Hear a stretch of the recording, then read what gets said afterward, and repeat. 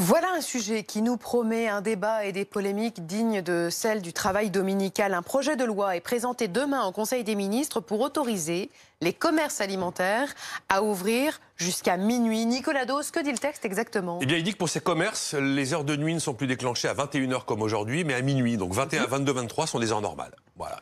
Alors, il y a des commerces alimentaires qui pratiquent les ouvertures très tardives, notamment dans les zones touristiques internationales. Elles sont très bien délimitées. Par exemple, le Marais, Montmartre, Champs-Élysées à Paris. Mais passé 21h, on est en heure de nuit. Ça veut dire qu'on est payé double, ça veut dire qu'il y a des frais de garde d'enfants qui sont pris en charge, qu'il y a des frais de retour à la maison qui sont pris en charge, qu'il y a du volontariat. Après, il y a des secteurs où il y a des dérogations, où là, les heures de nuit commencent à minuit. C'est le cas des médias, par exemple, du spectacle, du cinéma, des discothèques, c'est un peu logique. Secteurs particuliers.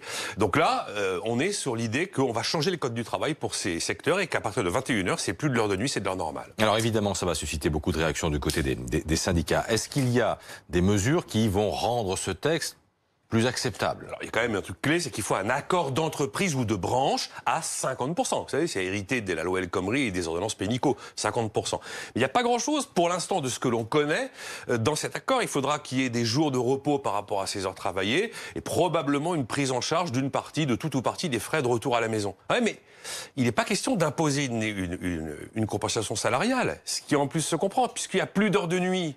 Il n'y a pas de compensation salariale, donc ce sera facultatif. Ça n'empêchera pas les branches, les entreprises d'accorder un bonus salarial passé 21h, mais ce ne sera pas forcément obligatoire. Et pour l'instant, nulle part, j'ai vu le mot volontariat. Bon, et alors justement, pour le moment, les syndicats disent quoi?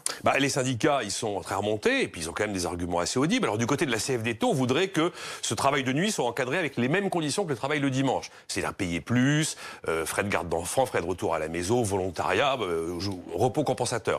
Chez Force ouvrière et à la CGT, on est très hostile. On considère que c'est la vie de famille qui est attaquée, que ce sont les femmes qui seront les premières victimes, que ça peut même menacer la santé.